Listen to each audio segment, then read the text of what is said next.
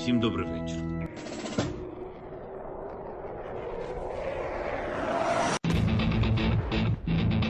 On behalf of the brave.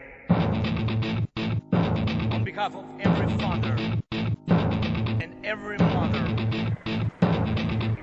Wings for freedom. On behalf of our warriors. And paves the way for a new history.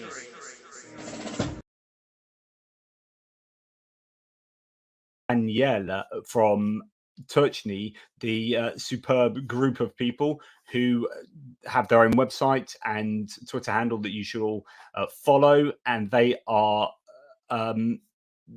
purveyors of accurate information. Andrew Perpetua is a part of the team. John Ridge, Colby Badwa, who I've had on before, a number of people, and of course Ireland and Daniele and Jonathan, who I've interviewed them all at different times, and I've been on their show. So anyway, that's just to remind you who Daniele is. Mate, first of all, thanks for coming on. Oh, thank you very much for the kind introduction, and it's always very nice to be here with you and all your listeners. Yeah, brilliant. Well, I look forward to it. So always lots to learn from you. But before we go there, I think it would be rude not to at least give cursory mention to what's been going on basically in France. Well, initially in France last night with Emmanuel Macron's television interview, and then with the meeting that's taking place right now with Olaf Scholz and Donald Tusk, German and Polish leaders in Berlin. There's an awful lot going on. Before we go to what German aid from Ukraine has just announced, what's your read on what Macron is doing, what France is doing, the EU, US, even UK? How do you interpret all this? Well, that's a $1 million question, but so understanding what it will happen is very difficult. But you have to think about this. Europe has been always trying to delegate its own security, partially or nearly totally, to US until a few months ago.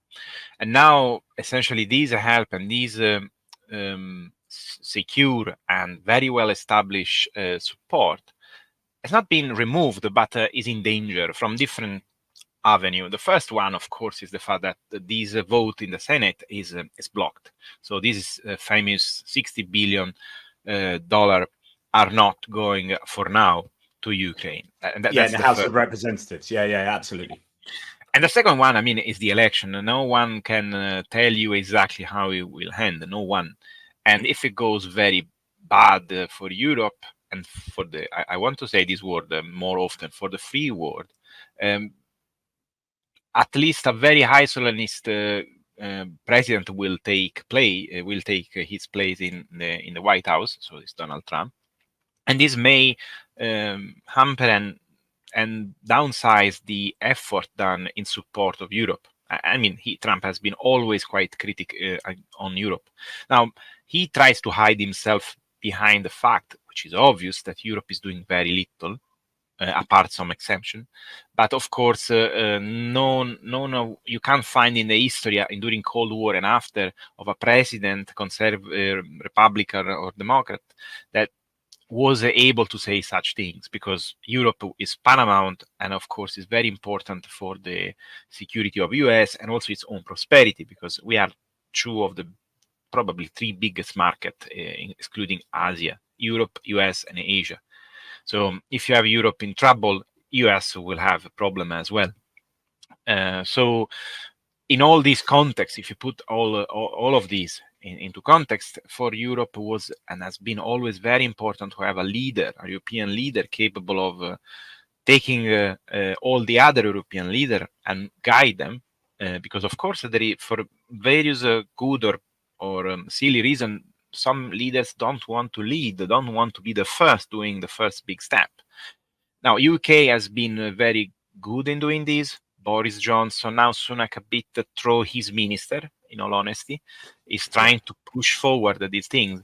Because Sunak I think so. Just for a British opinion here, I think Rishi Sunak is not an internationalist, as in he's not comfortable with foreign diplomacy. He's very much it comes from being the Chancellor of the Exchequer, so basically in charge of money, and he's much more comfortable sitting at home, not physically at home, but back in the UK talking about budgets and this and that. And actually he's less comfortable going out and talking on the international stage with and making these big decisions. So he would much rather someone like David Cameron and Grant Shapps goes and does that.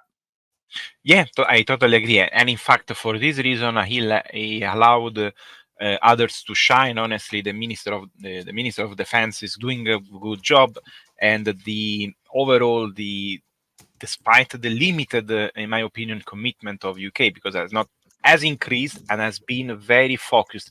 One of the few things that we can say about UK is not given a lot in terms of weapon and things, but is helping in crucial areas like munition, rocket, long range missile, and many other areas.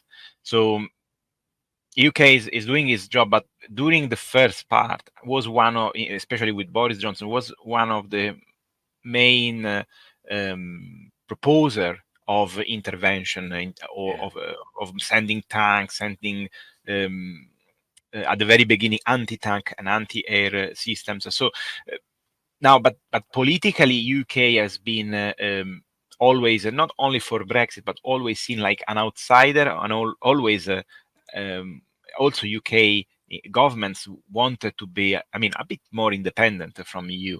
So was necessary at this point to have an European leader from continental Europe within European Union, and fundamentally proven to be a very much supporter of Europe in terms of as also political entity. Europe as European Union.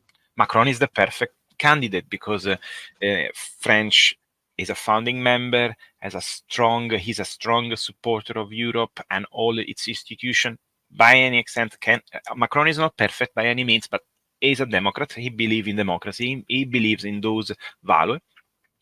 So having him stepping up, I think, is a natural evolution of what's going on, because and also France is a strong country, not only economically but also technologically and military.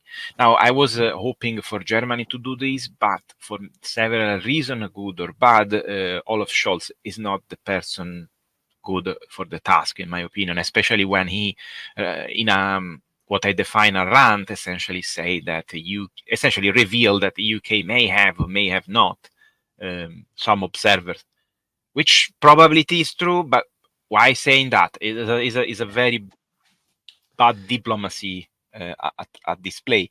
So I think if you put all in this context, what is happening in France now is a natural evolution. Now, this means that tomorrow France will march in Ukraine? Probably not. And I think he has been very clear in all his times has been interviewed. He always say that he doesn't want to remove this as a possibility, and for this reason, Europe have to be prepared. And also, he says something that many American experts said many times to Biden administration, to other European administration: don't give a red line. If you give a red line to your enemy, especially if it's Putin, he's going to use that against you, because he knows exactly where you are able to push. And so, because the Russians are very good in escalate and de-escalate, you will play their game, and they are very good in that, as we see. You're giving the tactics to the opposition completely. Yeah, I mean, everything you just said, I love what you just said, because it's exactly what I've just said in my geopolitics video that I've yet to release. So I've done half of it. I've done the French bit, and I'm going to add to it after this live and probably release it later tonight. But what you've just said is almost verbatim what I've been saying, and to add to that as well, that I think in times gone past, Angela Merkel would have been the European leader, but now she's gone. Olaf Scholz is not the leader; he's more of a follower, and we've seen that with his approach to getting tanks to Ukraine and demanding that America do it first. So he wants other people to set the president, and he will then lead. He will then follow. Sorry, but Macron has taken this opportunity to stand up and for all the reasons you said, because it's actually really important for the EU. France is a major player in the EU. This is just hugely important for European existential security, and also for Macron has said previously that Europe needs to stand on its own 2 feet away from the US and be more independent in terms of trade and security too. So all of these things, and there was just finally, sorry, there was a really good analysis that I went through on my video that I've just recorded that talks about whether he's doing this for his own gains or for the broader rectitude of it, the broader political rightness of it. And actually the analysis that I was drawing from says that actually this is not for his own gain, because actually he's got a greater chance of losing domestically by making these big bold moves, but it's the right thing to do. So he's being driven by the intelligence he's been given, by it being so important for Europe and thus for France, and not because it's going to make him seem better. Anyway, sorry, back to you. No. I totally agree with you, because I mean, I think that there is also a political gain on his side, but we don't have to perceive this as a bad thing. He's a politician. He needs to show to his supporter, but also to his in doubt about his leadership, that he's capable of handling this situation that, of course, is not going especially particularly bad, but it's not going as we expected for different reasons.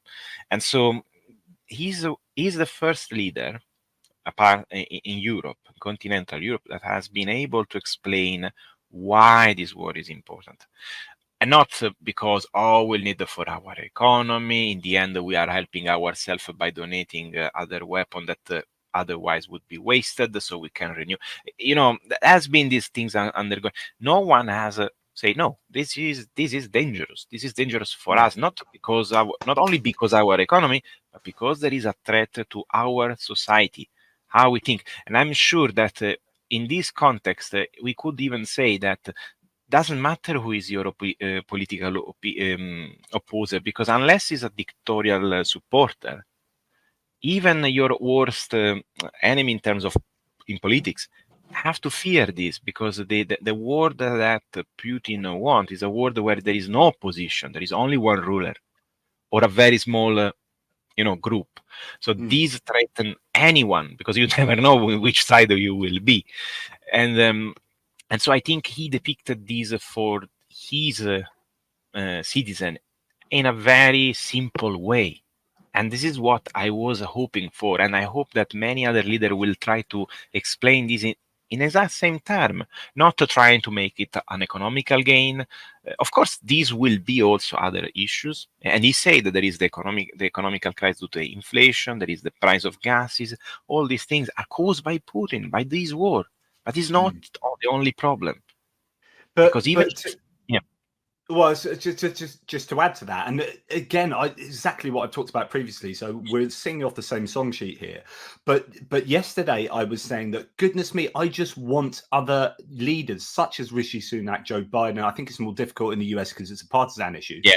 But other leaders, Olaf Scholz, to do why we know that Macron, this means a lot to Macron, and why it's so super important is because he called that national television interview last night himself. He said, I want to, it's really important that he said, I want to communicate to my audience, which is the French electorate, why this is important.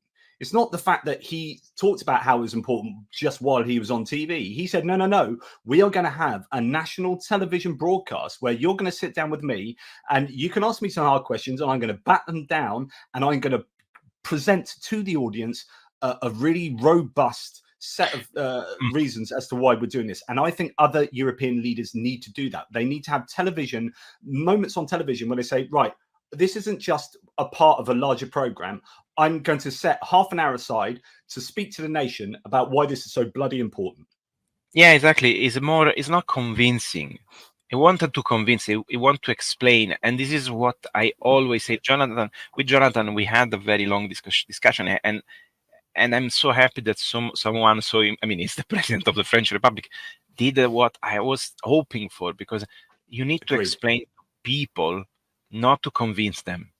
Because in order for them to believe in something, they have to understand it.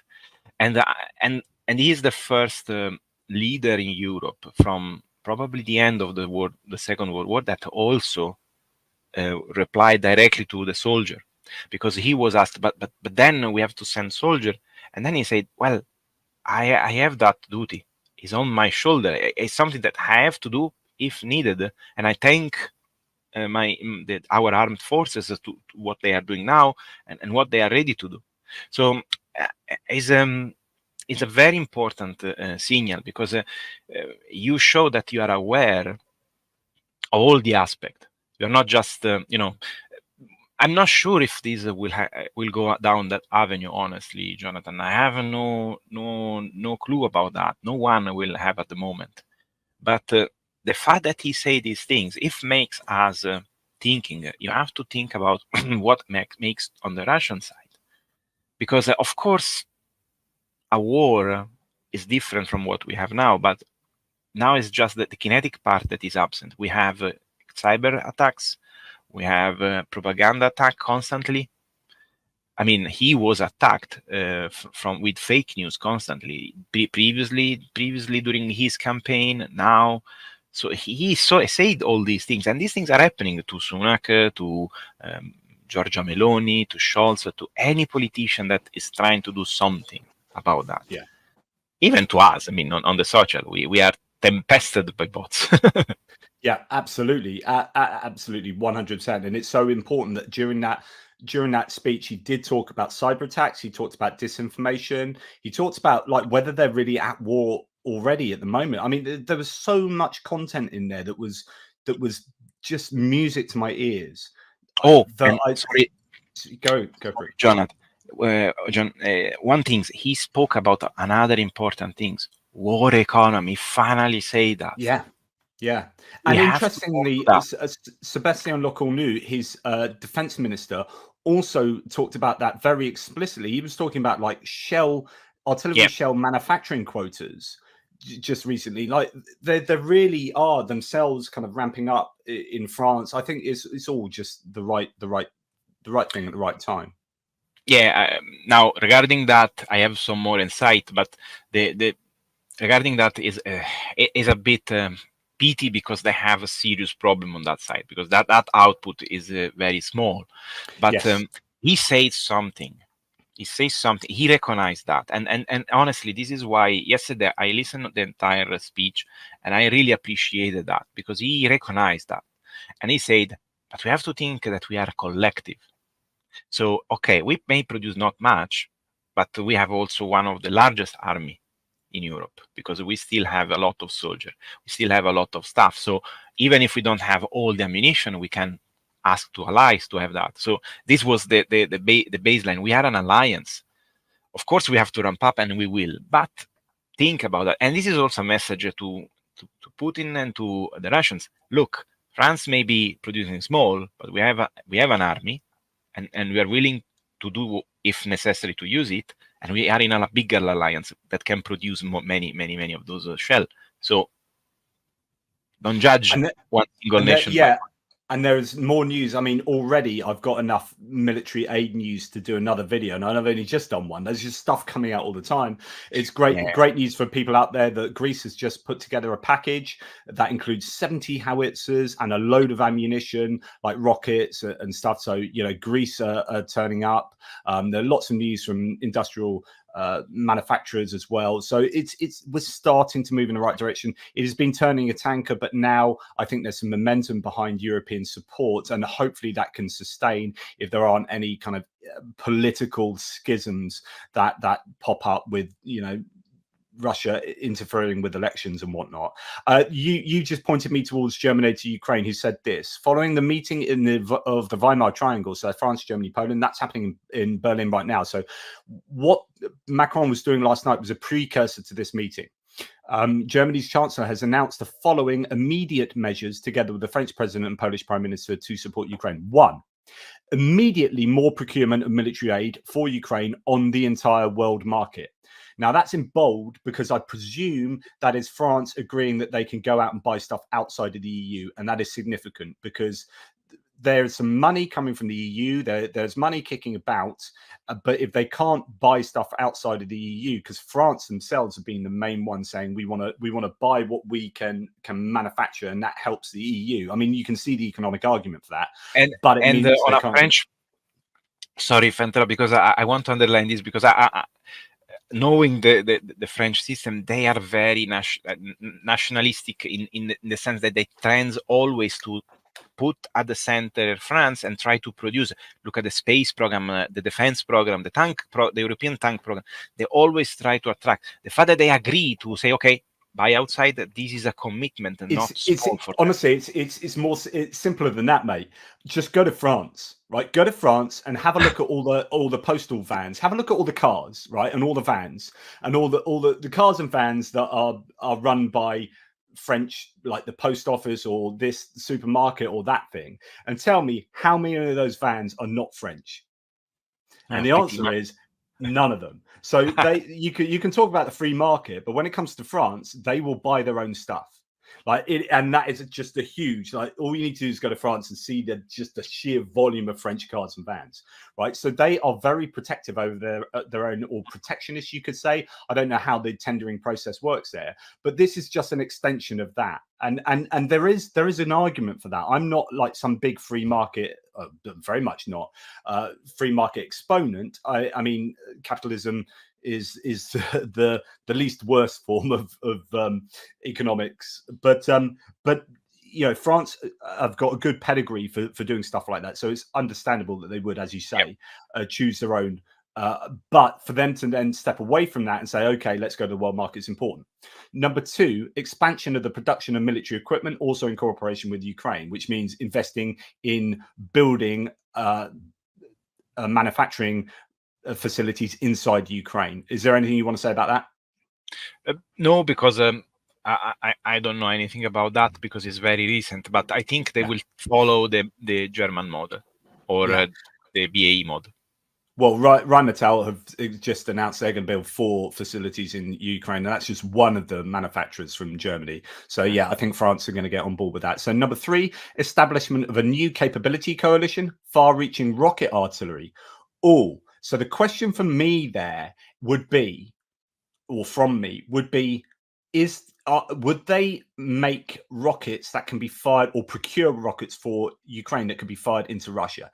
That's the key, because far-reaching rockets, there's no point having far-reaching artillery, rocket artillery, if it can only go, it's not that far-reaching if it only goes 200 miles. But if it goes more than that, then the only reason to have that would be to go into Russia.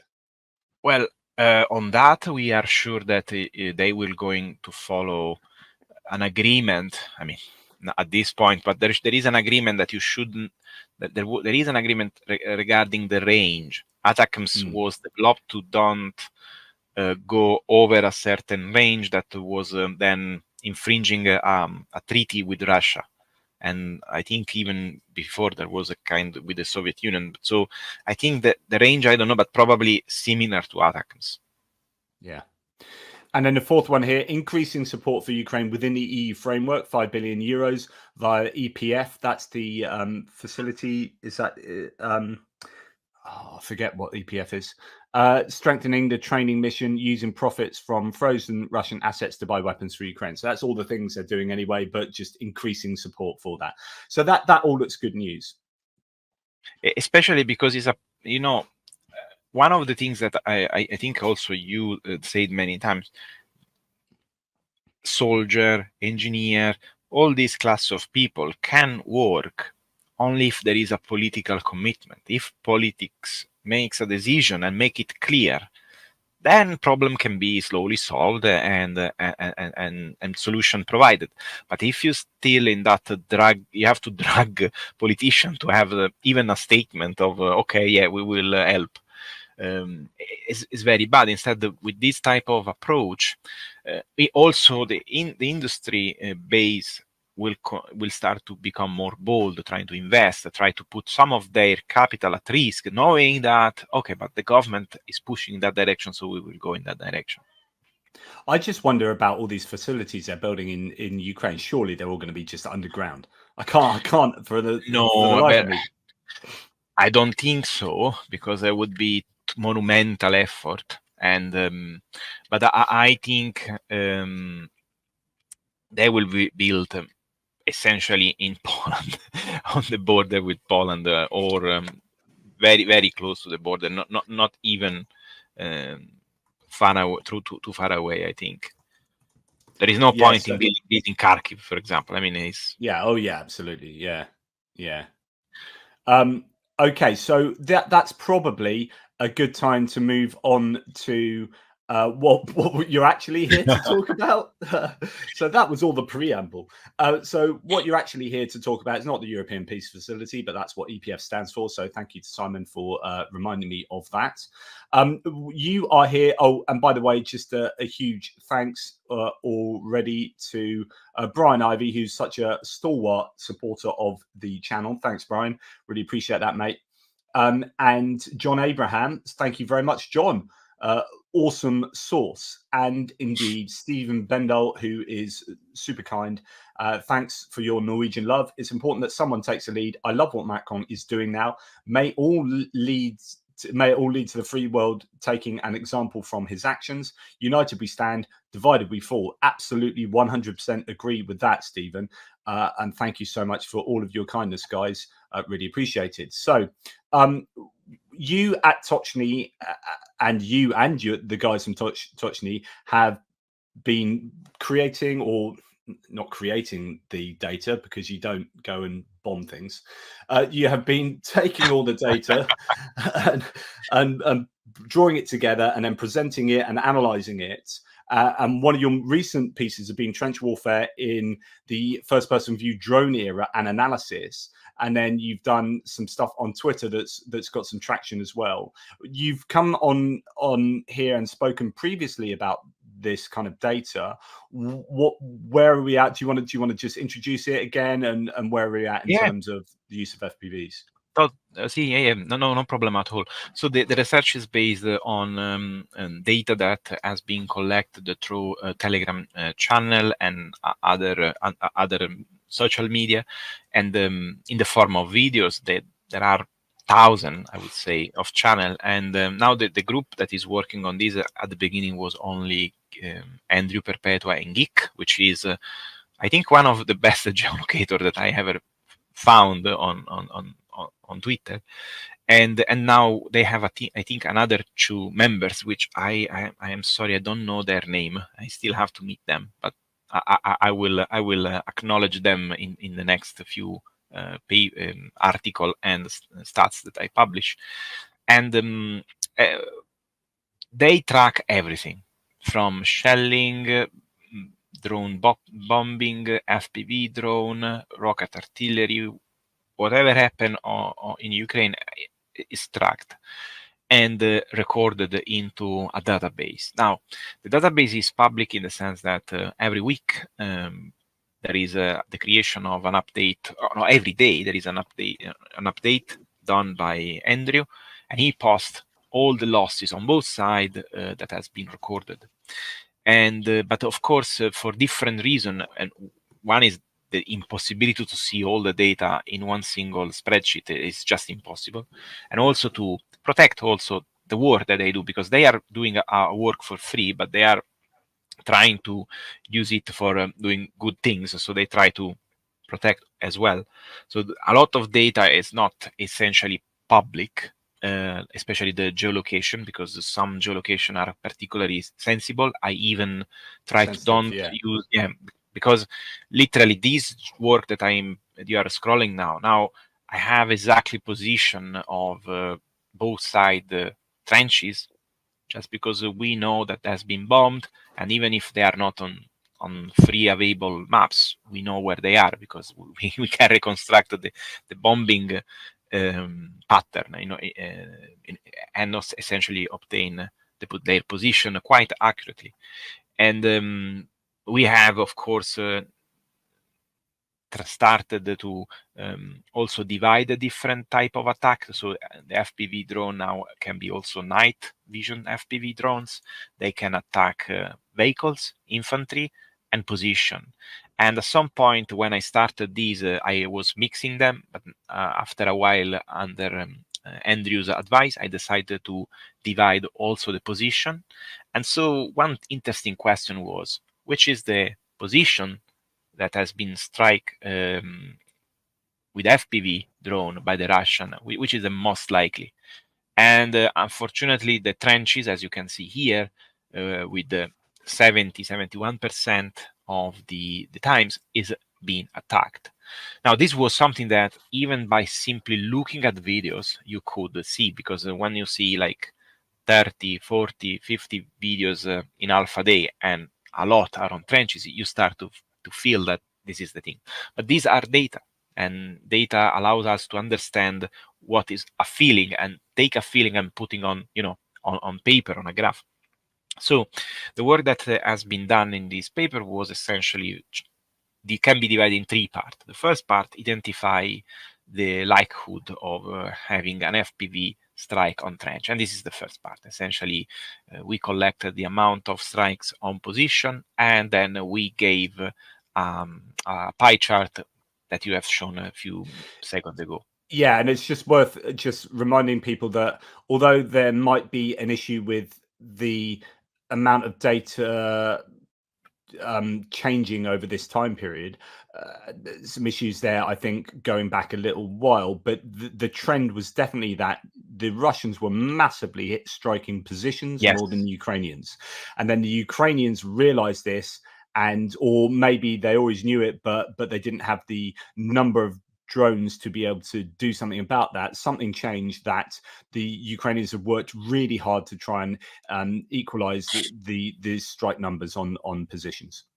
Yeah, absolutely. We will, at the end, we will go through the new stats. I mean, they are not any more new, but the most recent one. And I will show you this. But yes, at the beginning, so first of all, of course, we don't have all the data, because despite the thousands and thousands of video that we analyze, there is a physical reason why you cannot have all the data.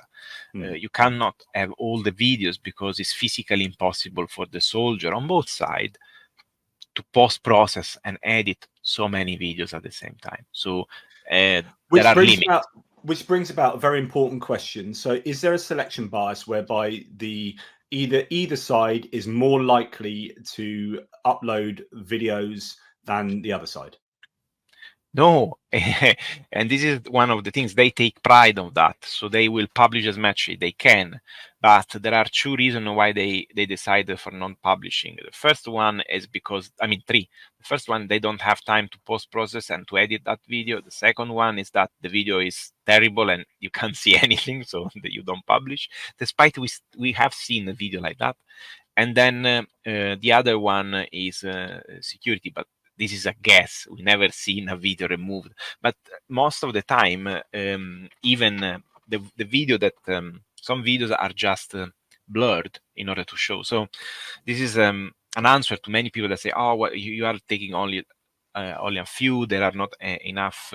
No, we are sure that both sides are posting, and Russian are posting a lot because they have even more people back in the back capable of doing this type of activity. And for them it's very important because some of these units are very now unfortunately famous. I know them very well. I know where they operate because we can geolocate in time-wise where they did some strike. So it's quite easy to understand when they are deployed in an area and then when they move, essentially.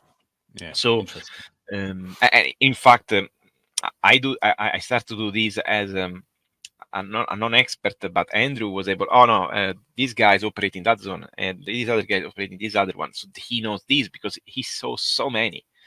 But anyway, that man just is a machine. He's a machine. Like, honestly, I don't think he gets enough respect. A lot of Russian people slag him off, obviously. But the man, he can get no sleep. I mean, I work just more hours of the day than I care to admit. But I'm flabbergasted by how much that guy produces in terms of all sorts of different stuff. It's just incredible. Yeah, and essentially this research that I'm doing is a testament on part, because this is only FPV drone, of his work. And I'm happy that this can shine light on his work as well, because it's very important. In particular, this work, now this is the section where I try to explain to people how trench are designed, where the design of the trench come from, and how they normally are developed. And the reason why I've done this is because to explain that trenches are, of course, a static defense. And I also, I discussed the different ways on how NATO tends to defend areas. Now, what Ukraine is doing is more an area defense. So this means that they have a portion of terrain that they need to defend, and so they lay down a different layer or different perimetral defended, some position that defended around the perimeter, or complete continuous line of trenches, or they use, for example, geography to their advantage, for example, tree line, hills. So all these, or rivers, all these geographical feature allows you to distribute along a line. So now this is, of course, obvious. I mean, in some extent is obvious, because you want to have as much barrier to stop an enemy from advance. And this is, of course, something that works in theory. The problem is that when you are subjected to a high precision bombardment, which the FPV drone is, because the structure of the trench, as it was idealized, like you see here in this picture, is to protect yourself from shrapnel and bombing. But this bombing, despite the increase of the precision of artillery, is always on area. So if you dug in and you wait for the barrage to be ended, it's very likely that you are able to survive even the most heavy bombardment, if the trench is very well built. However, as happened in the First World War, normally your enemy do not bomb, for example, for many days or for an entire day and then stop. It does this at intervals in order to, first of all, fatigue you and your also will to fight, and then also to surprise you when you are out. The Russian, and if you go down, there is an image from Marinka. What they start to do, they start to bombard with whatever they have around the defensive position. And then they strike with FPV. And these strikes, because they are very, very effective and very precise, they can essentially destroy a Ukrainian position, enemy position, and kill a lot of soldiers, because they are very precise. They can dive inside a trench. And the article goes also, and the part that is above this talk about also the problem of trench. So that the fact that the trench that are currently built in Ukraine are, of course, some are very, very good, but many don't even have coverage. For example, this one is for the Russian, but even the Ukrainian have trench lines exposed. So essentially, if you fly over them, you can see within. I get the sense that many Russian trenches are somewhat superior to Ukrainian trenches, unless they've had a lot of time. Like if they're the ones that have been built further back, but the ones right on the front line, I just get the sense that the Russians have done a better job of doing the digging. Yeah, this is an example of the Verbove. I call the Verbove line, but essentially the area around Verbove was the one where the Ukrainians tried to push, because the trenches in this area were much poorly constructed. And this was, to give an example, both sides have this issue, because the commitment and the amount of resources that you needed to deploy to have essentially the same level of construction is incredibly large. But the problem is that FPV drone and the drones in general do not forgive this lack, because if you can hide, even if you don't have a tarp or or some kind of netting on the trench, from you cannot hide from drones that can observe you with different sensor, from the visible, so they can see you in daylight, or thermal, or with night vision. So in these cases, when drones have these capabilities, you are forced to try to find solution, and this solution has to be at the very least trying to cover these trenches, because if you don't do this, you essentially expose the content of the trench to enemy, and the enemy now has a weapon, the FPV drone, that can strike exactly that soldier, exactly that machine gun, exactly that mortar. There is, so if you, I went through different manual that CJ sent to me, and this is a well-known problem. I mean, there is an update on Russian warfare that talk about drones, but in general, when you want to defend yourself from drones, one of the first things that you have to do is trying to minimize the capability of the enemy to know exactly what is inside the trench, because a trench like this, or there is, I think, if you go down, there is the one that gave me a lot of sadness, because I see a lot of Ukrainian dying there. Is is at the very end, I think. Is the one? This one. Oh my gosh! This is what I call. So this is the one I call the alien's head, right? So Yes. anyone that watches my mapping will know what I'm talking about, which is just below Robotina, and Yes. is that's changed hands a number of times. The latest we heard is that the Ukrainians have control over it, although Suryat Maps, the pro-Russian mapper, has that now under Russian control. But there you go. Yeah, I mean, it doesn't matter who has the control of that. Yeah. It is a graveyard, honestly. Sorry for being very blunt on that. And this also to reply to people that say, "Oh, well, you are pro-Ukrainian." No, that's a graveyard. I've seen so many Ukrainian soldiers dying there, and the reason is, mainly all for FPV, because it's flat ground. That trench is very wide in terms of space from a wall to the other. There is no coverage. There is nothing that forbid a drone to see you and then drop you anything. Even a drone that drop grenades can kill you there. And this type I think of it's your Tochnyi colleague. It's your Tochnyi colleague Erland that says the only defense in trenches is not to be in a trench. So he like advocates like just you don't be in trenches, but of course you can't do that. You need you need a compromise. Yeah. And in fact, Ireland helped me a lot in writing this paper. And one of the things that I mean, for example, there are different things that can be tested. I mean, for example, one thing that has been done normally was to use decoys. So, for example, would be advisable that a trench has areas where there are fake machine gun, fake common position, in order to attract FPVs, and at least being able to know when you are observed, because they will strike those positions. No one will be there. There will be no dead, but you know that you are observed. For example, this can be something cheap to do, but other solution would be trying to use as less as possible static defensive position. Use more a mobile defense, which is a doctrine. Mobile defense is a doctrine, which of course needs more mechanized infantry, needs more mobility on the ground, and you will use essentially these as a quick reaction force in order to go in those positions that are under attack and need help. And for example, in the advent of drones, why don't use? And I know that Ukraine is working on that, on machine gun, grenade launcher, remotely activated, so the soldier can be in a bunker or in a much safer position, controlling its portion of ground. So try to, because EW is not going to solve the problem, because unless they have EW, even with NATO support, probably would be so difficult to cover such long front line.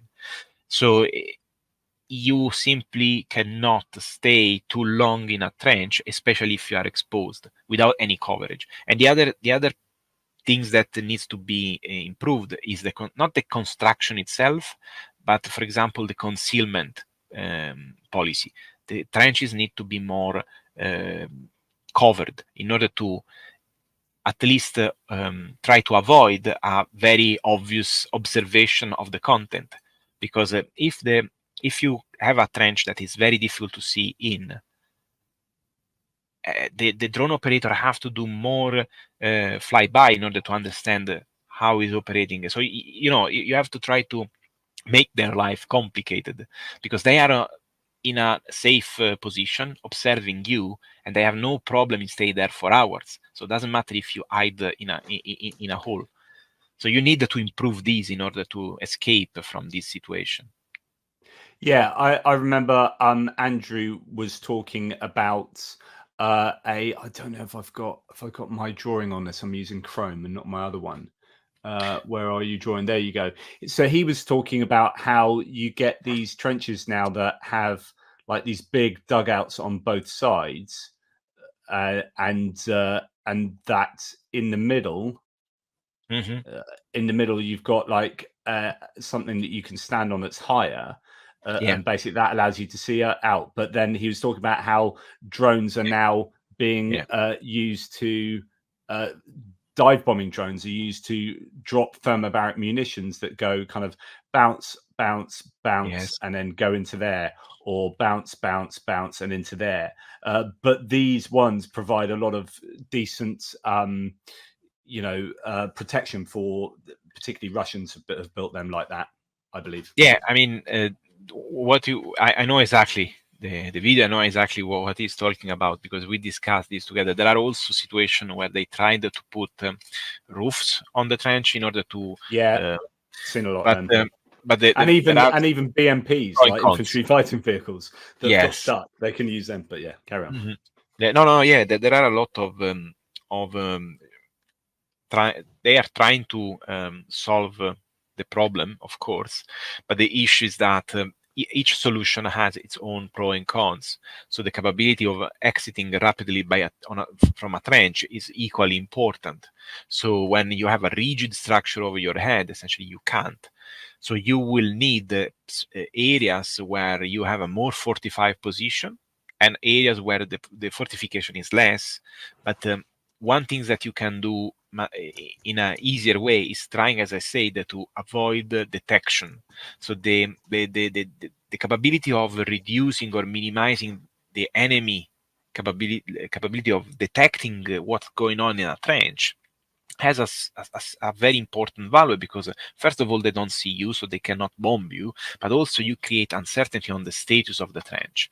Instead, unfortunately, and this is also caused not only by discipline or commanders. I tried to say this in the paper. I'm not blaming anyone in particular. It's just an observation.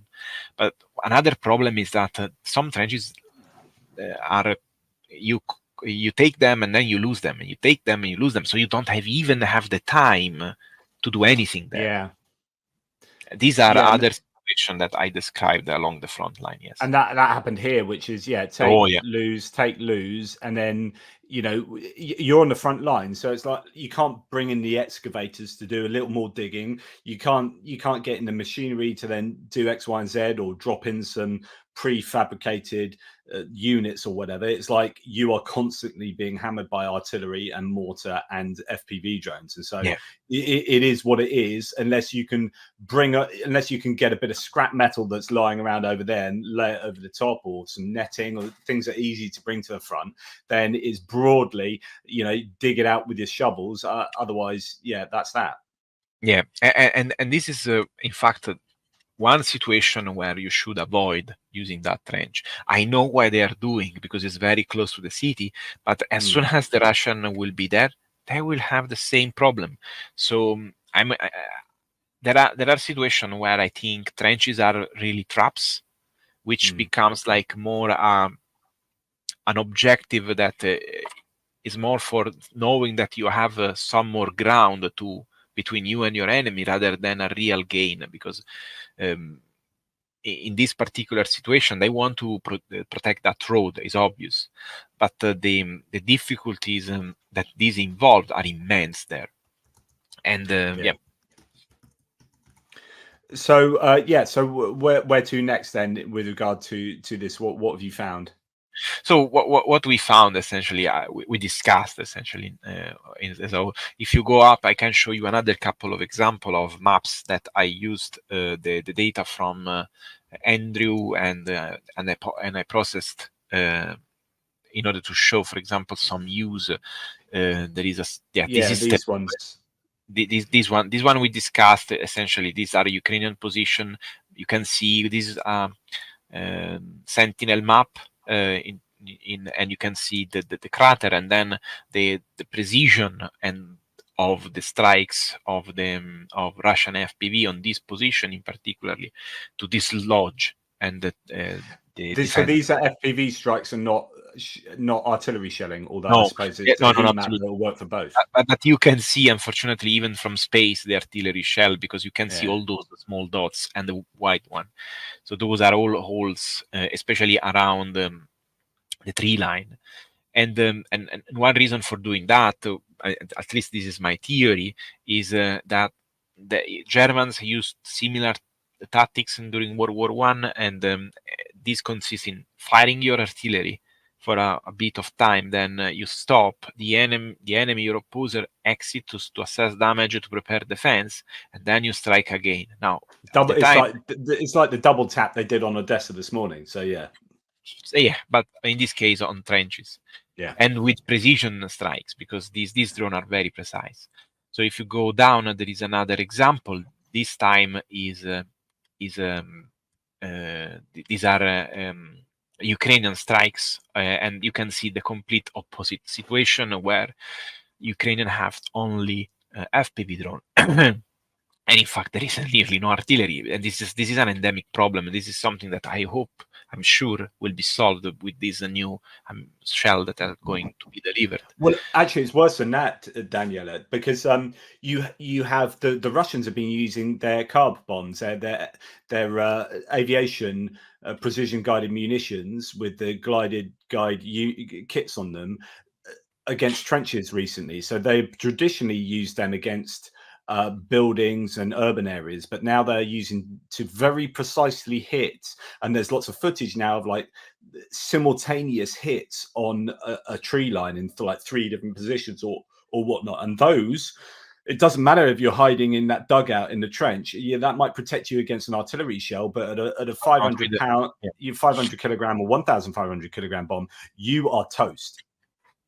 Yes, and this is why these the avenue. I mean, the only solution to this problem, apart AD, is Gripen and an F-16, and I hope they will arrive as soon as possible.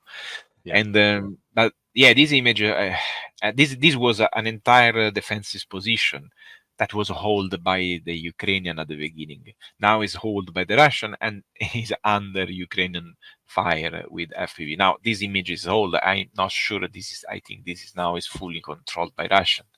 If you go down for the last example, there is Stepove. I think now Stepove has been occupied, but this was a let's say beautiful display on how Ukraine has used the FPV to hamper and stop and delay as much as possible the advance of the Russian. And you can see, I will try to go back on these images again once the weather is better to see the damage to the vegetation. But here there is a train line with a tree line, very dense tree line, and the Russians were trying to go over the other side, but they were met by FPV drone all the time. And of course, they were advancing slowly, and of course also the FPV strike were advancing on all the streets. So these are on all target on both infantry and vehicles. And normally, of course, the Ukrainians would be doing that with artillery, which is just suppressing but there is no artillery. So, but there'd be that's what you just cover the area with artillery, and then the Russians wouldn't be able to advance. But instead, you're having to do it with FPV, and there are some advantages of that. I mean, I think you can get greater accuracy, but then much smaller warheads and not as kind of like scary to advance in some respects. It's not like there's big explosions going all over the place. But then there is another psychological element that you're just forever like worried about the sound and the idea of an FPV hitting you. No, I mean, I mean, we will know when we will speak with some veteran about that. But I think the effect is very dramatic for the enemy. The main problem is the quantity and the constant relentless push that the Russians have put in place.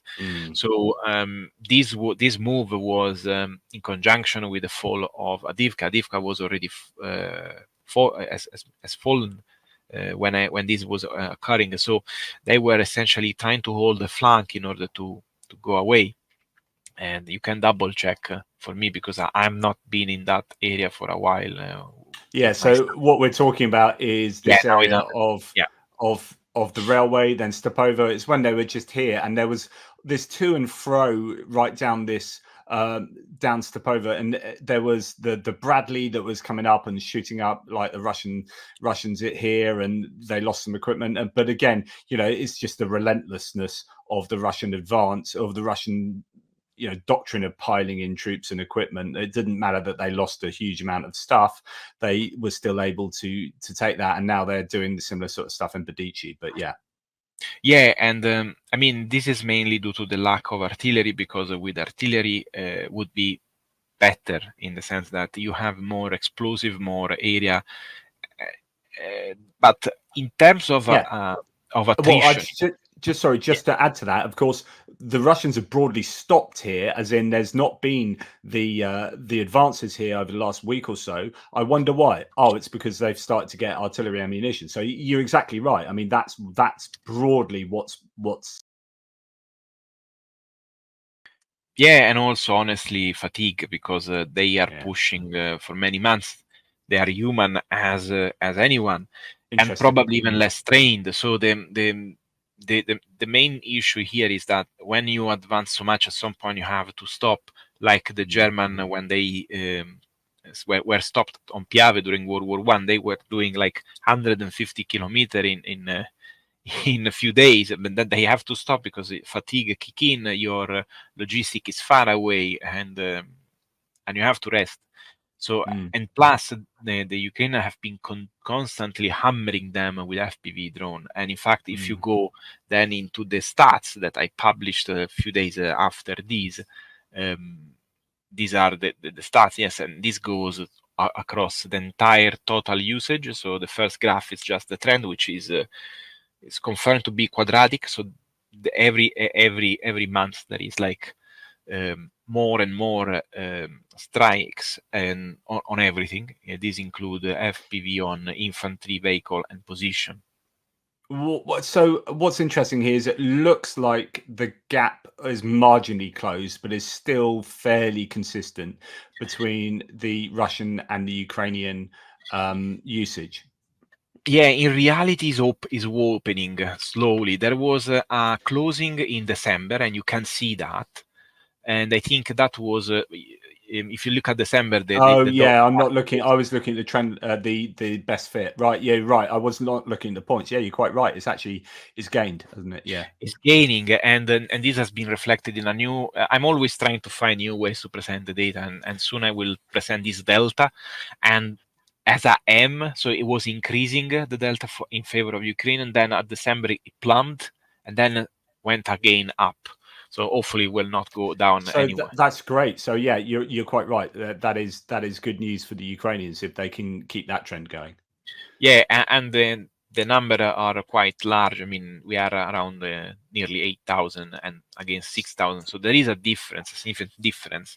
Absolutely, and this is incredible. Which means, but just to remind people that 14,000 bits of footage that team's looked at. Yes, that's what that means. Like someone has geolocated every one of those, pretty much. Yeah, like pretty much everyone. I can tell you that from August, everything is geolocated with the picture as well. So we have the picture of the video, the picture of the place, and normally when you go on Andrew map, you can see the picture because he put the picture. Yeah. Just insane. That guy should get a medal from bloody Zelensky at the end of the. All of you guys should. So okay, where do we go next from here then? Now, the next is the second one. That one is the this one is the is the magnificent plot. Yeah, this one is again about strike on infantry, and well, it speaks for itself.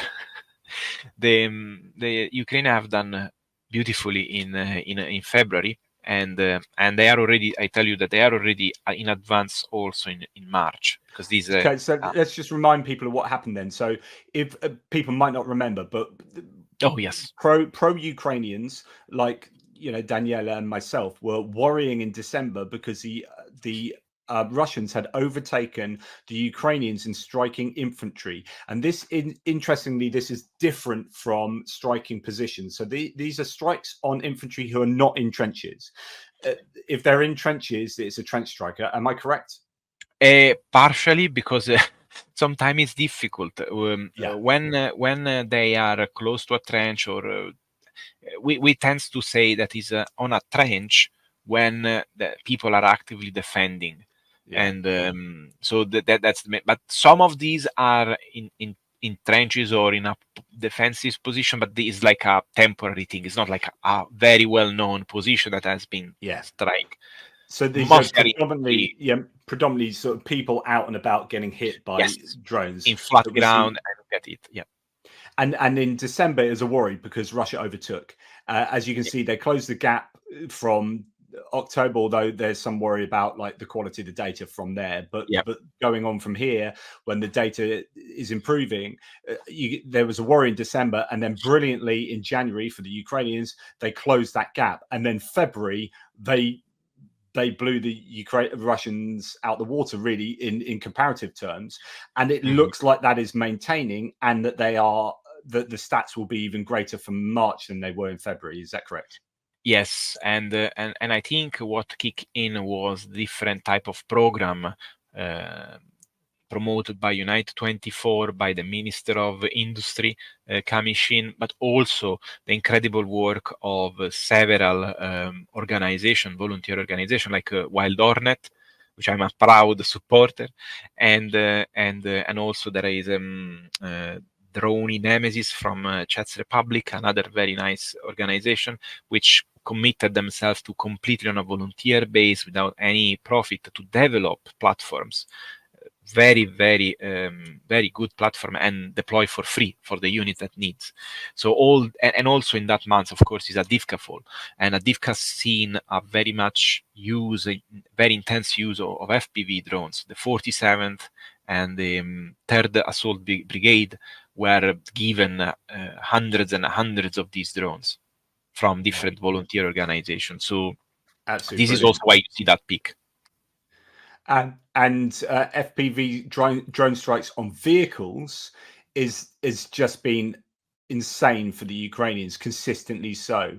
Now, there's a lot of talk about this being as a result of, it's not that the Russians are not very good at hitting vehicles, it's not they don't want to hit vehicles, it's just the Ukrainians don't use vehicles as much as the Russians. The Russians attack with vehicles, and the only place that the Ukrainians are doing any kind of active attack is across the river in Krinky, where they don't have any vehicles. And so therefore there is a sort of selection bias that's going on here, but it in a sense, or there's some, you know what I'm trying to say, but the reality of the matter is that the way this war is playing out, the Russians are using and losing an absolute ton of vehicles.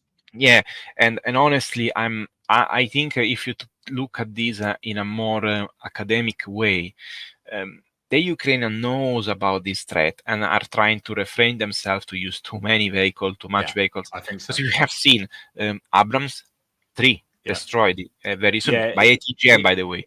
But they tried. Yeah. Was that by ATGM? Oh, that's interesting. A couple was ATGM, I'm quite sure. Another one was FPV. Right.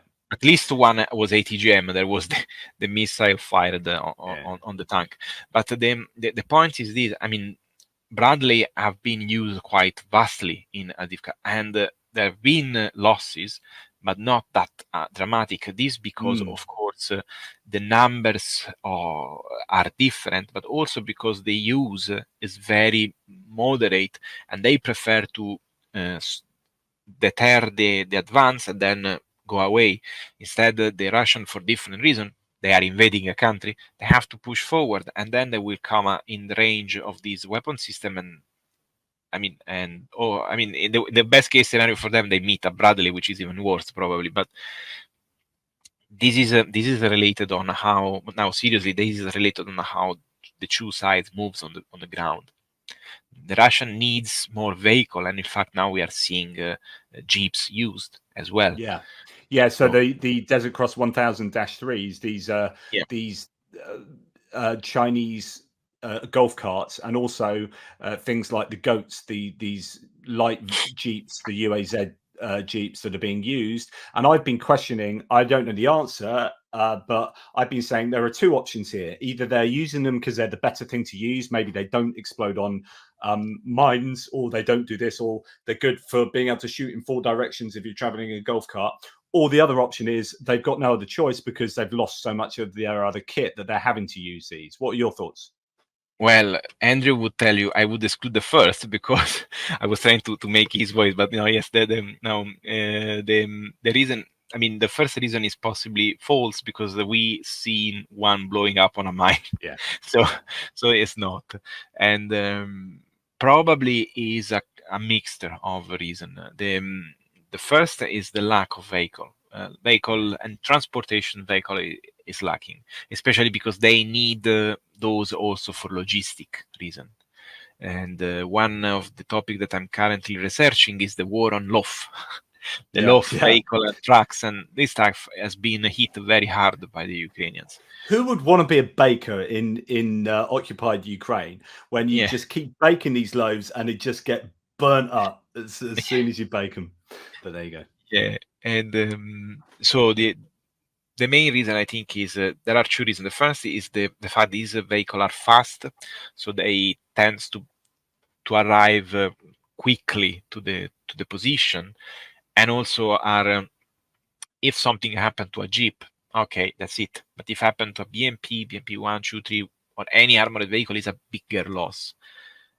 So I think it's logistical reason.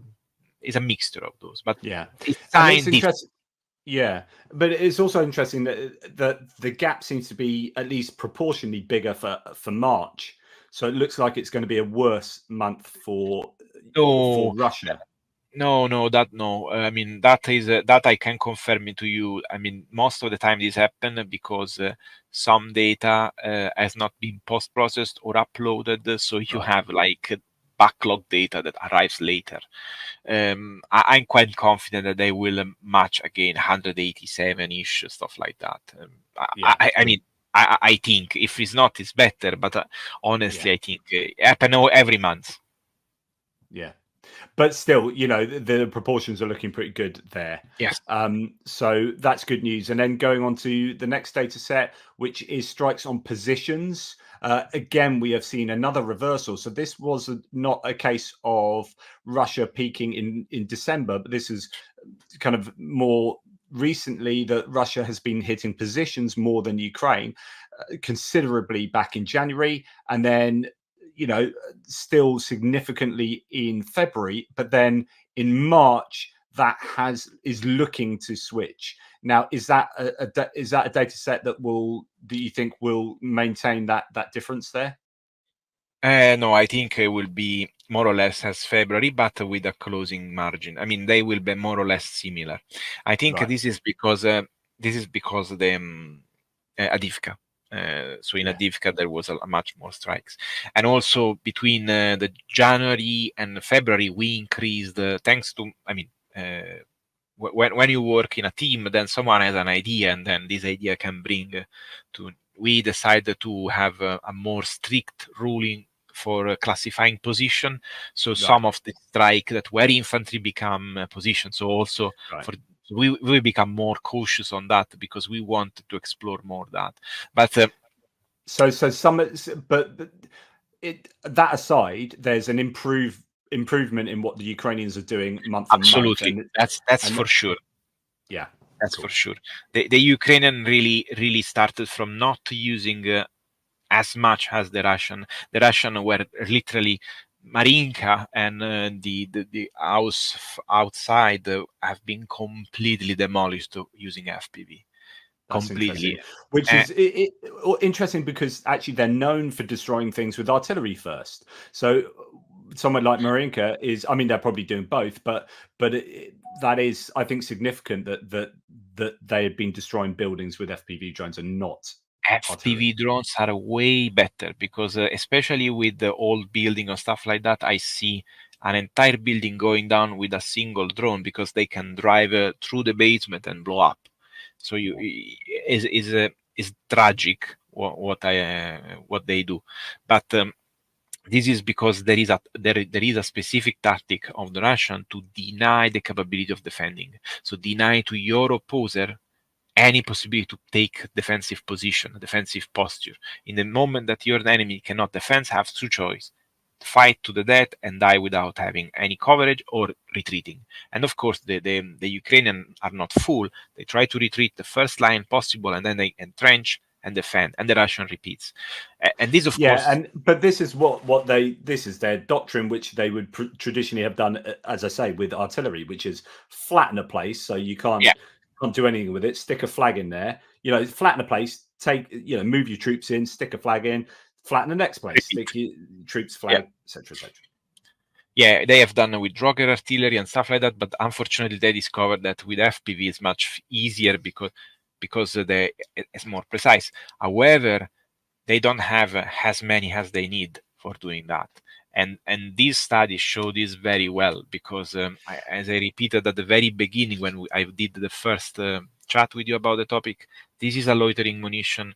If they use it because this is so important. So this is what we talked about last time you were on, and if you remember back, I think it was the back end of last year, Russia were claiming to be making 300,000 drones a month. And Ukraine were like saying, hey, we're up to 50,000 drones a month, which seems much more realistic. And they were shouting about how that's really significant. But you're thinking, well, if the Russians are making 6 times more a month, and then you look at this data and you say, well, actually, there's no real difference between the usage of the two sides, or at least indeed, it looks like Ukraine might be doing more in this area, more in that area, and Russia doing a little bit more in that area. But ostensibly, either they are stockpiling drones, maybe they don't have drone pilots, or they're talking bollocks. And when it comes to the Russians, I rather err on the side of they talk bollocks a lot, right, rather than I mean, drones. In my personal opinion, after I don't know, it will be 3 months that I'm on this, probably more, but I think it's a mixture. For sure, there are no by any means 300,000 drone per month or whatsoever. That's false. Also because and how we know that they are procuring other countries to produce drones, like China. So you are not going to use foreign countries to produce such important weapon system if you are already out producing. So why? The other point is the number of the strikes. So there is a kind of proportionality and change when they want to use more, when they use essentially all their capability in an area. You will see that. You will see in a heat map. You will see that I didn't post here. The numbers tell us that there is not that overmuch, because especially in areas where the Ukrainian, they knew the Ukraine have an advantage, they never did anything to outmatch them. So if you have so many, you just move some of your resources where your enemy is outperforming you, and you smash it. I mean, this is very basic. They are not doing that. So why this? First of all, because probably they don't have that many. But there are also other problems. For example, pilots program maybe not going as expected, maybe not going so well. And so if you may have a lot of drones, but you don't have enough pilots. And then there is another elephant in the room that the Ukrainians are solving, which is the warheads. Warheads designed and produced specifically for FPV drones. So if you have a lot of drones, but you don't have warheads, which is the purpose. So I think it's a mixture of all of them. By any chance, they have so many, but there are a lot of factors that are affecting this. Yeah, Andrew on his live stream recently one of his recent ones was talking about the need to make warheads specifically for drones, and that's a really important thing, because it's not that they have a shortage of warheads. Like, RPG-7s are a tenner penny, I would have thought, but it's that they are just more effective if they are purpose built, and they do a better also job. more safer and rapid to that deploy. that was it. Yeah, because there's safety mechanisms you can build into them so that you don't blow yourself up where you're trying to put them together and accidentally complete the circuit or whatever it is. Yeah. Do you want to talk us through night vision? Of course, FPV tropes.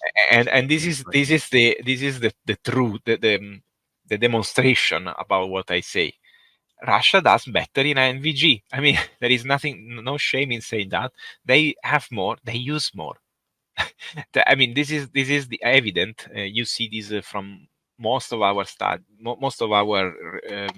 data collected show that Russia at the moment has an advantage of that. Of course, it's concerning, but overall, in all picture, these occupy a specific area, which is night operation. So this is important for that side, not for the entire conflict, but can have an impact. And on this, a lot of effort has been done by Ukrainian in order to start to field more. So I'm sure that in few months we will see a change. But this is to show to all the listeners that when Russia has a weapon, he uses as much as he can. And imagine if these are only 10%, 20% of all the strikes, this means that they use so many MVGs. So there is. Because I was just going to say that, I mean, comparing to just FPVs, drone strikes on infantry, interestingly, do you separate out MVGs from strikes at all? So these won't include MVGs? No, these include everything. So that does include infantry strikes by night vision on. Yes. Right. Okay. But even so, I mean, the general point is that the good thing for Ukraine, if you want to be as positive for Ukraine as possible, is that the number of MVG strikes, although you say this will only be 10% of the overall strikes because of uploading and so on and so forth, but that'd be the same here. So just compared to strikes in general, MVG is still a small proportion. But as you say, Russia have the advantage, and you can bet your bottom dollar Ukraine will be trying as hard as they can to make sure that that changes. Yeah, and should not be underestimated, because these are strike most of the time on valuable target or to particular target that have a tactical value. Yeah, I mean, I know that Andrew reported me that there are some strike on very silly target like an infantryman, which doesn't make much sense. But most of these are on bows, on Krinky, very particular tank, particular defensive position. Stuff that when you take out, you have a tactical advantage. You don't won the war, but you gave yourself an advantage, and you also can stop an attack overnight, which is something that is a problem for Ukraine, because Ukrainian forces has a lot on MVGs, a lot of thermal for the soldier, for the vehicle. They have very good vehicles. The Russian doesn't, but with this FPV, they can hamper their capability of operating during night. So, and this is why they use so much. Yeah, and so fingers crossed that difference that you've got early in the month is something that maintains. Although, as you say, I tell you that already has changed, but we will. Yeah, and undoubtedly that'd be the case. But it would be good to see Ukraine at least close the gap a little bit. So yes, or at least close the gap completely. That'd be nice. So interesting stuff. Is there anything else you would like to add to what we've been talking about? No, I mean, I think we discussed essentially every point. So I'm very happy to have this opportunity to explain the entire research. And if anyone want to go through the article is quite long, but has a lot of nice references. So if you want to dig more into the tactics of defensive position, which today I didn't cover because, for example, another last thing that we can add is an example here at the end. There is an explosion. So this one, essentially Russian FPV drone goes inside that hole where there was a soldier that escaped. And here, essentially, you have like a kind of room, a very long corridor, probably that leads to a room. And then you can see that the explosion caused a primary, gas coming out, but there is also a secondary one. And so this, for example, is another problem that trench have, because the trenches tends to funnel these explosion shockwaves through the entire underground trench, and can be very, very much problem. So solution to this cannot be a door, because the first door is destroyed by the first drone, and then the second drone will go in.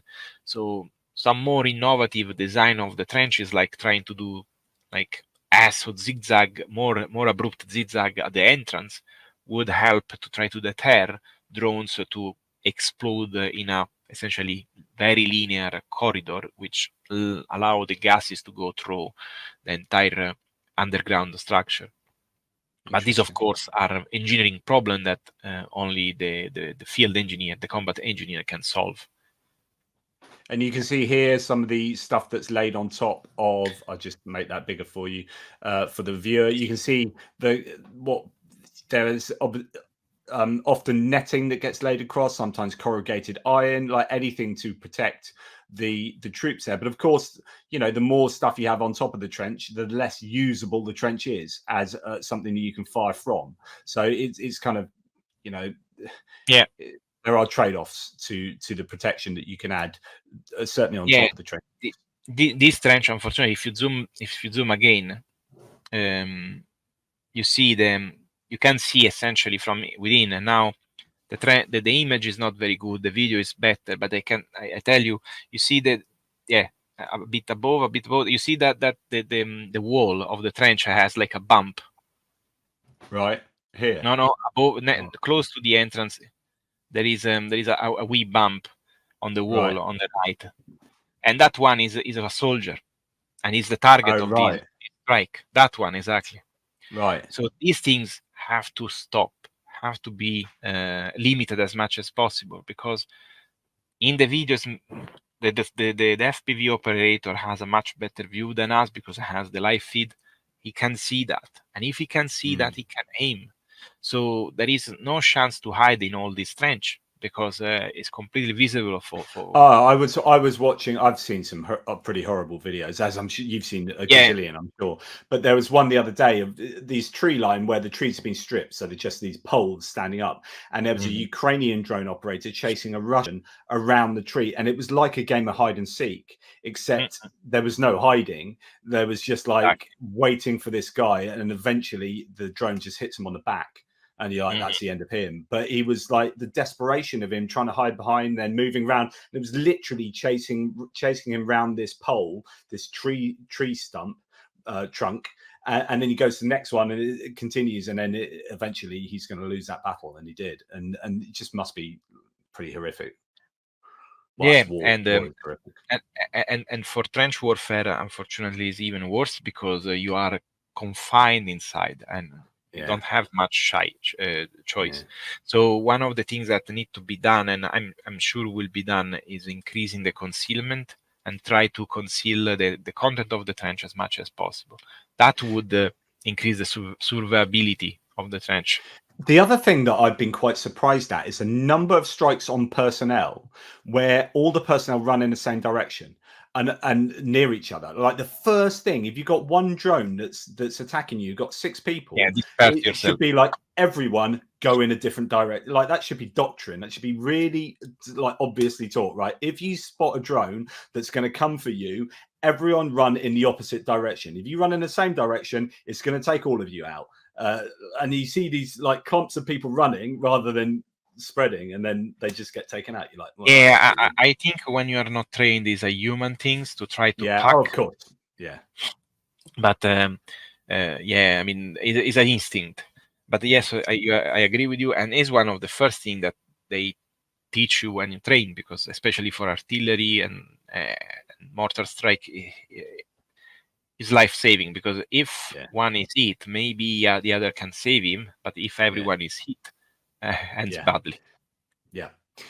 So as we meander to the end, just to let you know that someone asked where you're from, I said, well, he's Italian, as far as I know, and living in Scotland. And then you just told me there was a wee bump on that. And I was like, he's definitely living in Scotland at the moment, because anyone that says there's a wee bump on the map there is like definitely a bit of Scottish going on. Yeah, I mean, now I'm considered more Scottish than Italian, but yes. Nice one. Well, look, my partner's just got back, and I better go and pretend to father my children who have got back as well. But I really appreciate what you've said. Just some last second questions. When there was a recent military change in commanders, there was speculation about Ukraine setting up a new drone battalion. Has anything materialized? I remember, again, Andrew Perpetua talking about this tension between setting up a separate drone unit and having drone units embedded in each other unit. And I think the general consensus from myself and those involved in that conversation would be that you need both, like separate drone units and then drones embedded in every single setup. Any thoughts on that? Yeah, honestly, I discussed this with Andrew, and I'm on the same point. I think the way on how these drone operator and battalion will be distributed will be important for us as well, because these will be slowly integrated also in NATO armies. Yeah. And how this is done is there are more experienced people than me that are arguing if this should be a battalion thing, a platoon thing.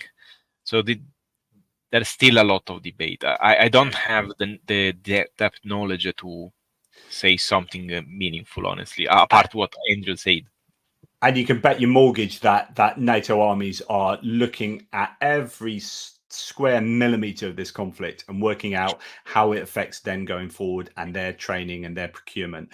And there's going to be a lot of thought into how to deploy drones, how to use drones, how to train for drone usage, etc., etc. Aussie Bugger says, although I think are you in Cambodia, mate, at the moment? Anyway, what's the cost of standard artillery shell versus a standard FPV drone? Well, I can tell you that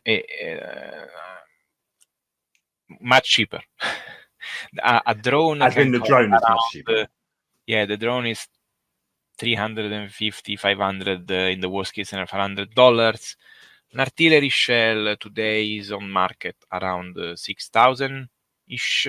It can be even cheaper, but you have to consider these odds. Or it can be a lot more expensive if it's a longer range precision guided one. In that case, even 10K. But the point is this: is a different tool, because even the expensive one has a much more explosive charge, so has a different purpose. However, the use of the weapon is what matters. So, as we have seen, Ukrainians have done very well in using FPV. Honestly, no one could. I honestly make like a comparison to 1940 when Britain did the Battle of Britain, defeating the Nazis with the Spitfire and their ingenuity, but also their ability of piloting. And they did the same, because with FPV they simply destroyed logistic, destroyed tank, and slowly stopped them. But was not enough. You need artillery. So I know that looks like that artillery is very expensive, but has its role, and this is area defense. And don't forget also the kinetic element to that. So not only has it got a bigger explosive, but man, that's going to be hitting a lot damn harder as well, and that can have its own impact, literally, on what happens. So it's horses for courses. You have different tools for different things, but having said that, you can have 20 drones for the price of one shell. And if that can get you an advantage in other ways, if you can use 20 drones to do a greater job than one shell, then in that situation, drones are going to be a better choice. Yeah, it may change the way on how you do a fire request. So you may ask, instead asking to the artillery battalion, you ask to the drone battalion, can you bring me in this coordinate an FPV? I need one. Instead, it might be like a machine gunner on a trench that you can't get past, and rather than in days gone by, you'd call in the artillery, and then they'd send like 20 shells in that general area, and then like, job done, thanks mate. Whereas now you can call one drone operator to take out the machine gunner, and then you're like, brilliant. And so that is vastly cheaper, but it's not. At the same time, like artillery is going to stop and advance, I think, more effectively a large barrage than a number of drones. So horses for courses. Yeah, and last things, don't forget that both sides are fighting essentially with the very small presence of electronic warfare. Yeah. An artillery shell doesn't care about electric warfare. It will land whatever ballistic and physics have said to that. Yeah, so that's another point. Yeah, definitely. Well, look, it's been fascinating, always fascinating talking to you, mate, and I really appreciate you coming on. Thank you so much to those who have supported the channel. Thanks to Brian Ivey, legend, John Abraham, also a legend, and Stephen Bendal, you know it, legend. So thank you very much, guys, and thanks to those who have also. Oh no, I've got a couple more, and thanks to Robert Pitt, fuel for the channel, total legend. Well, no more legendary than the others, but still legendary. And Richard Bennett, such a great supporter of the channel, gifting 5 memberships. Thank you very much, Richard Bennett, and Robert Pitt as well again there. So Robert, he maybe is a double legend actually. So thanks so much to the supporters of the channel. Really do appreciate that. Don't forget that we are fundraising for armored ambulances. Please go to gregterry.org as I'm working in unison with him, and we're doing that big push. I'm hopefully going to have a live stream with JR matching some funding for those charitable causes. Got that plan for this weekend. I still need to find, work out the finer details. So anyway, to my viewers, keep your eyes peeled and join in with that. That'd be fantastic. But Daniele, thank you so much, mate. Any last words? No, thank you for inviting me and asking all these interesting questions. Has been always interesting to be here and try to spread the work that we do at Tochnyi. Excellent. And indeed, Tochnyi, I don't know if that's Jonathan or someone from Tochnyi saying thanks for amplifying Daniele's work, Jonathan. It's never a problem. It's an absolute joy to talk with him. And as I always say, if you guys want to mirror this video and put it on your own channel for content, because I think that's it's really important for your channel to pump out the content, and it helps get traction. It's like a snowball. Please take my videos with you guys and do that and run with them. So please do that. Cool beans. Well, look, thanks. Everyone needs to go and check both Daniele and Tochnyi out on where you can find them. So the website, just put in Tochnyi. There's not going to be many entries for Tochnyi online, but also go and check out both Tochnyi on Twitter, but also go and follow Daniele at HeartTreeFoc and help him out with some love on Twitter. So nice one, dude. Thank you so much for your time. Thank you very much. Thank you, everyone. Bye. On behalf of the brave.